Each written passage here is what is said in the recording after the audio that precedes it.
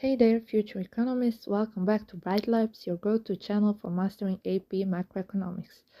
If you're looking to ace your AP Macro exam, you're in the right place. Today, we're diving into one of the most important models in macroeconomics, the Aggregate Demand and Aggregate Supply Model, or ADAS. This model is essential for understanding how the entire economy works together, and it's a must-know for the AP exam. So what exactly is ADAS? Let's break it down. The ADAS model helps explain the relationship between the total quantity of goods and services demanded and supplied in an economy at different price levels. It's key to understanding economic fluctuations like recessions or inflation, and it shows us how changes in factors like government policy or consumer behavior impact the economy. Let's start with aggregate demand. Aggregate demand represents the total quantity of goods and services that all buyers in the economy, households, businesses, government, and foreign buyers are willing to purchase at different price levels. As the price level decreases, the quantity of goods and services demanded increases, and vice versa. This is why the AD curve slopes downward. But what causes shifts in the AD curve? Well, there are four main factors. Consumption. When people feel wealthier or more confident, they spend more, increasing AD. Investment. When businesses expect higher profits, they invest more, shifting AD to the right. Government spending. When the government spends more, such as on infrastructure, AD increases. Net exports. When foreign countries buy more of our goods, exports rise, which increases AD. Next up, aggregate supply. This shows the total quantity of goods and services that producers in the economy are willing and able to supply at different price levels. There's something crucial to understand about aggregate supply. It behaves differently in the short run and the long run. In the short run, the AS curve is upward sloping. As prices rise, producers are willing to supply more because they can cover higher costs and make a profit. But here's the catch. In the long run, as the AS curve is vertical, and this represents the natural rate of output, the level of output where the economy is at full employment and there's no inflationary pressure from production. Why is this?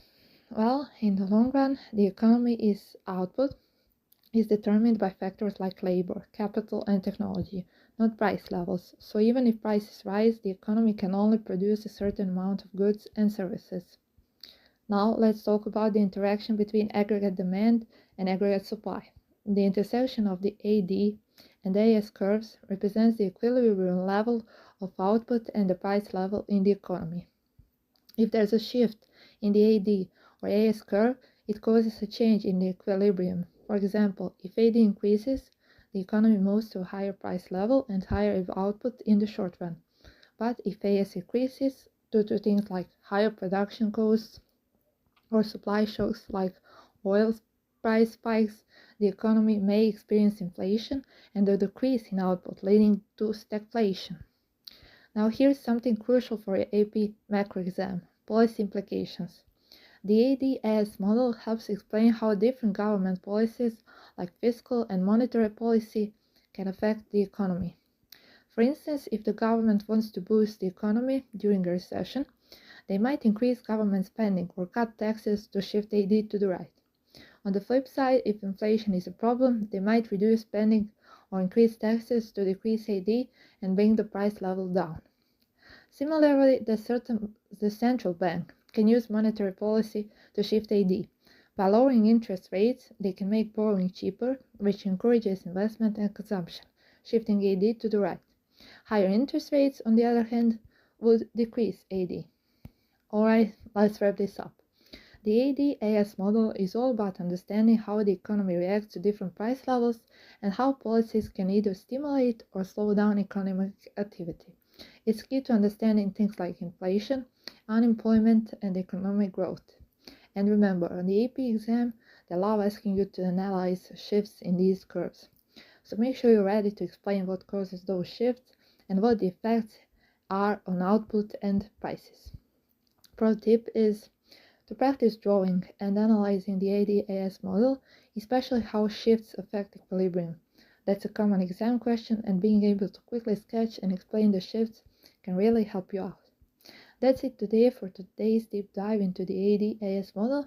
If you found this video helpful, make sure to give it a thumbs up and subscribe to Bright Labs for more AP macro tips and tricks, and other math content, as well as programming and much more stuff. And drop any questions you have about ADAS in the comments and I'll be happy to help. Good luck with your studies, keep pushing and you'll crush that exam. See you next time.